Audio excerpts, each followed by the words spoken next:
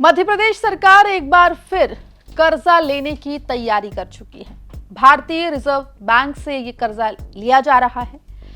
कितने का कर्जा लिया जा रहा है, क्या अवधि होगी, सभी जानकारी आपको हम इस वीडियो में विस्तार से देंगे। नमस्कार, आप देख रहे हैं एमपी तक स्पेशल और मैं हूं आपके साथ आकांक्ष ठाकुर। देखिए, ये वित्त वर्ष चालू हुआ तब से ही यानी कि अप्रैल के महीने से ही मध्य प्रदेश की मोहन यादव सरकार लगातार कर्ज ले रही है। प्रदेश सरकार के द्वारा लगातार कर्जा लिए जाने के मुद्दे पर विपक्ष प्रदेश सरकार के ऊपर हमलावर है। आखिर कर्जा क्यों लिया जा रहा है और प्रदेश की अर्थव्यवस्था को लेकर विपक्ष लगातार सवाल कर रहा है।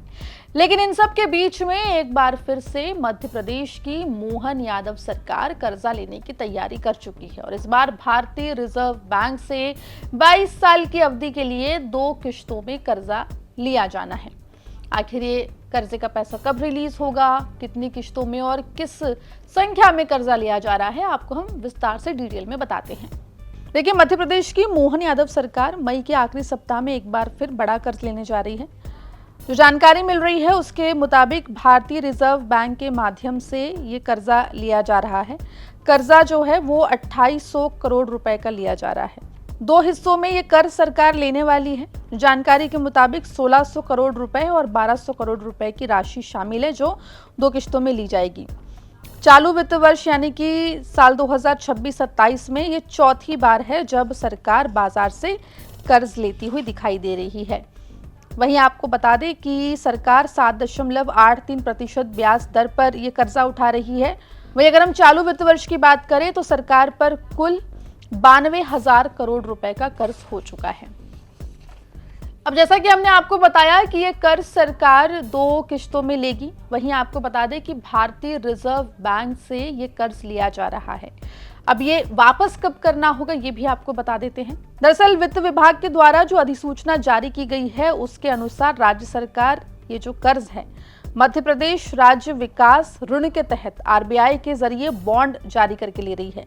पहली राशि 1600 करोड़ रुपए की होगी जिस पर 7.64% ब्याज दर तय की गई है। वहीं दूसरी राशि 1200 करोड़ रुपए की जिस पर 7.83% ब्याज देना होगा। दोनों कर्जों की अदायगी सरकार 6 माही किश्तों में अप्रैल और अक्टूबर में करेगी। वहीं आपको बता दें कि सरकार ने जो कर्ज लिया है उसकी पहली किस्त यानी कि 1600 करोड़ रुपए की जो राशि है वो 2034 की अवधि के लिए ली गई है। वहीं दूसरा कर्ज जिसकी राशि 1200 करोड़ रुपए है वो 22 वर्षों की अवधि के लिए ली गई है। दोनों कर्जों के लिए सिक्योरिटी की नीलामी आरबीआई के द्वारा कराई जाएगी और ये भुगतान की प्रक्रिया 27 मई 2026 तक पूरी हो जाएगी यानी कि सरकार के पास 27 मई को इस कर्ज की राशि आ जाएगी। अब सवाल ये कि आखिर कर्जा क्यों लिया जा रहा है तो आपको ये भी बता देते हैं। सरकार का ये कहना है कि बॉन्ड से प्राप्त राशि का उपयोग राज्य में उत्पादक विकास योजनाएं, सिंचाई परियोजना, ऊर्जा, कृषि और आधारभूत संरचना से जुड़े हुए कार्यों में किया जाएगा। जो राजपत्र जारी किया गया है उसके आंकड़ों की माने तो साल 2025-26 के संशोधित अनुमान में मध्य प्रदेश की राजस्व प्राप्ति लगभग 2.79 लाख करोड़ रुपए है और राजस्व का व्यय भी लगभग इतना ही है। तो सरकार का ये कहना है कि सरकार किसी भी तरीके के घाटे में नहीं है। अर्थव्यवस्था जो है सरकार के हिसाब से मध्य प्रदेश की सुचारू है और ऐसे में कर्ज लेने में किसी भी तरीके की परेशानी या अतिरिक्त बोझ जो है वो नहीं आएगा सरकार के ऊपर।